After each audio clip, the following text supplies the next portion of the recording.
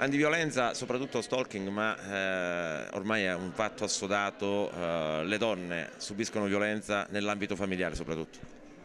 Sì, noi dobbiamo innanzitutto sottolineare ciò che è avvenuto in questa giornata, un momento molto bello, a conclusione di un corso di formazione per gli appartenenti alle forze dell'ordine, al quale corso di formazione ha partecipato anche una componente della polizia locale e quindi veramente un rapporto straordinario di sinergia tra la magistratura, le forze dell'ordine, l'azienda sanitaria provinciale. L'associazionismo è stato un corso di formazione organizzato dall'Associazione Antiviolenza e tra l'altro credo che sia questa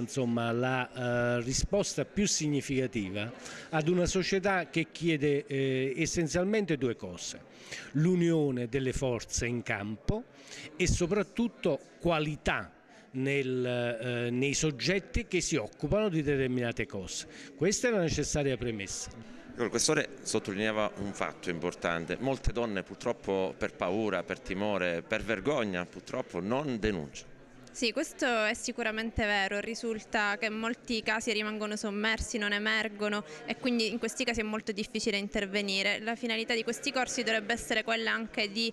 fornire al personale una preparazione tale che consenta anche di cogliere dei sintomi anche minimi e quindi poi aiutare le vittime a denunciare e esporre quanto avviene proprio al fine di poterle aiutare e poter intervenire tempestivamente prima che si creino situazioni più gravi sicuramente di quelle di partenza. Le forze dell'ordine sono quelli che poi in prima persona intervengono in casi di estrema urgenza e di estremo pericolo.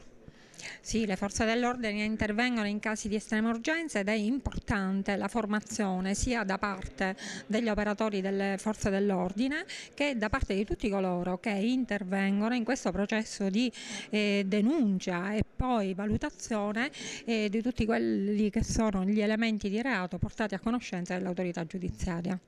Sono 10 anni che Telefono Aiuto ormai è radicato nel territorio, anzi tutta la provincia di Agrigento, più di 4.000 le chiamate che sono arrivate in questi anni, quindi questo significa che il lavoro fatto dai operatori volontari, specialisti nel settore, ma che ogni giorno lavorano in collaborazione con i servizi del territorio, con le forze dell'ordine, abbiamo dimostrato quindi che il lavoro sinergico, il lavoro di rete vale tantissimo, soprattutto per chi come una donna vittima di violenza ha bisogno di essere accolta immediatamente nel momento in cui rompe il muro di silenzio.